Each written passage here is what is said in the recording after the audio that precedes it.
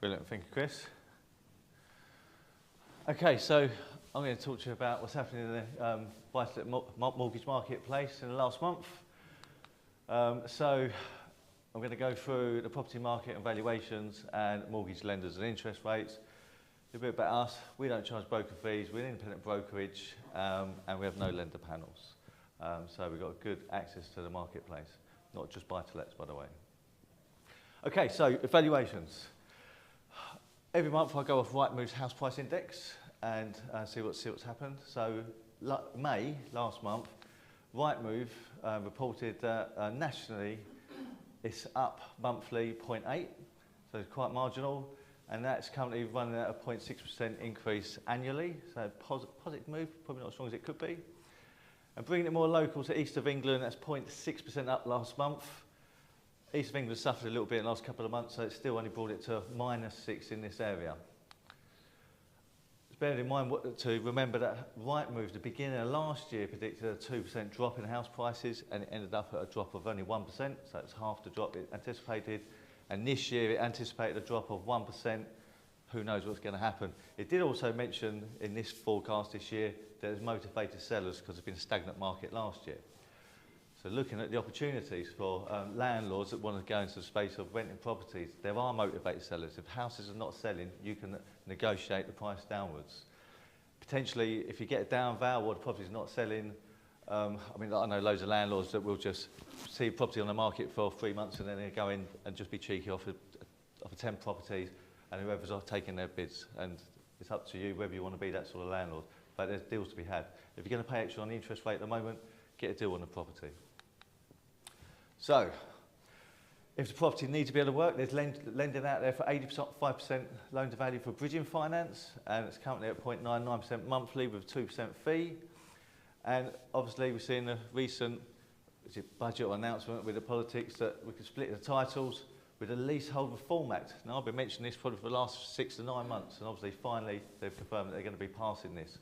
Now until it's out there we don't know what it looks like, but if you buy a property with, say, 35 years left remaining on the lease, you've got a high street lender. Santander will lend if there's 35 years left on the lease. So still opportunities with good high street lending interest rates. Swap rates. This is how lenders buy fixed rate money from the money market. This is what it was this morning. So 4.6% is 2-year money. From last month, that's gone up 0.2, and obviously it didn't change much the month before. 5-year money has gone up this morning from last month, and obviously last month went up on the previous month, so it is kind of going the wrong way. To be fair, the election announcement has probably had some influence in that marginal increase. If you've got a remortgage within the next 6 months, you can have a look to secure the rate now, and if the rate does go down, you can renegotiate a lower rate, but obviously if interest rates go up, then you'll be paying more money. If you secure the rate now, potentially you've got the opportunity of securing it before it goes up and taking advantage of renegotiating if it does go down.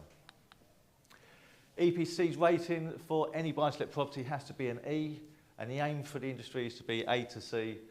They've kicked the can down the road when that's going to be, but it's fair to say there's a guesstimate of about 25% properties currently running at a D, so when this becomes raw in, I don't know, 10 years time maybe, there's lots of properties that need to come into that A to C rating.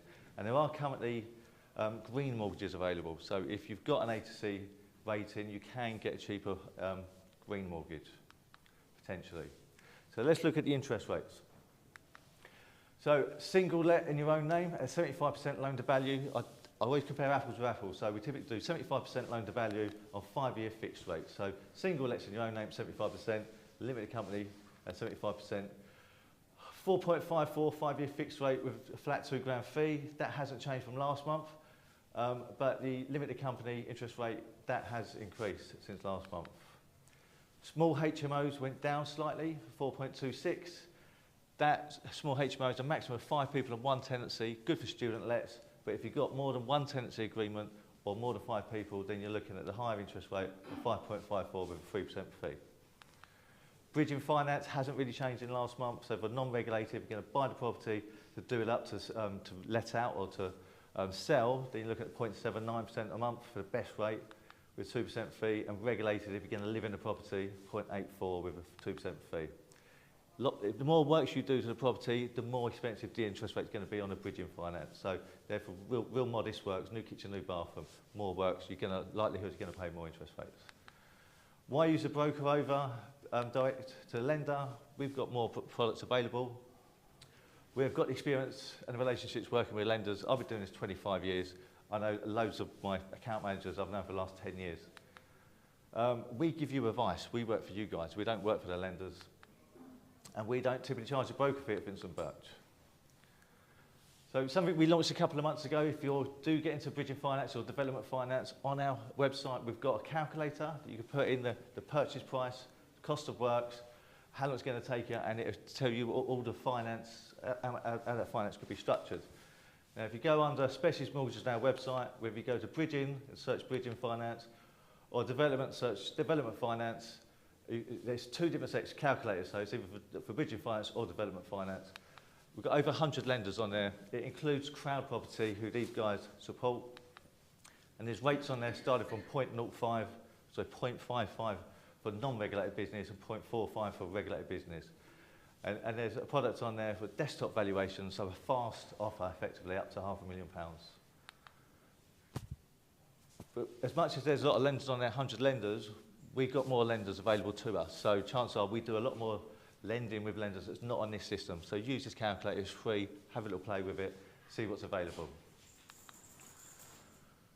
So Vincent Birch, this is us. Norwich, we've got 12 advisors in Norwich, we've got a few more advisors elsewhere. But if anyone wants to come and see us, we're just near the bus station. If anyone's got any questions, come and see me at some point. Thank you.